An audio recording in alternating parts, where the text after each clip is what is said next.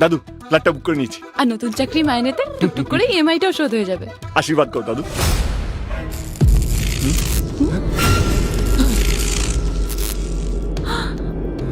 এই বোকা ছেলে, এদিকে। দাদু দাদু তুমি ফ্রেমের বাইরে? চুপ! তুই জমিদার বংশের উত্তরাধিকারী হয়ে ফ্ল্যাট কিনবি? ছি ছি ছি ছি ছি। দাদু আমি কি তোমার মতো জমিদার? কলকাতা আমি ফ্ল্যাটই কিনতে পারি। বক্কা ছেলে, ফ্ল্যাটের দামে কলকাতার প্রাইম লোকেশনে এয়ারপোর্টের পাশে পাওয়া যাচ্ছে জমি। কি বলছো? যেখানে বানাতে পারবি নিজের বাড়ি।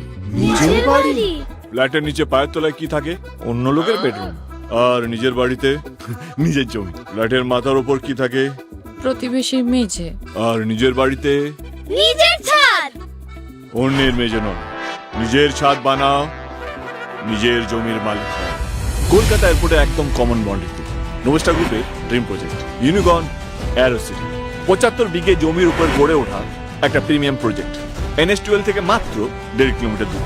এখানে বানাতে পারবেন নিজের পছন্দের ডিজাইনে নিজস্ব বাংলো, 20টিরও বেশি মডার্ন এমিনিটি সহ পরিবারের থাকার জন্য অথবা ভবিষ্যতে ইনভেস্টমেন্টের জন্য একটি সিকিউর এবং গ্রোথফুল অপশন। কলকাতার এমন প্রাইম লোকেশনে এত কম দামে জমি, এই সুযোগ মিস করবেন না।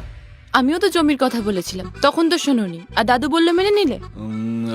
আসলে দাদুকে অনেকটা দেবের মতন দেখতে, তাই। ইউনিকর্ন অ্যারো সিটি, আ ব্লকবাস্টার অপরচুনিটি।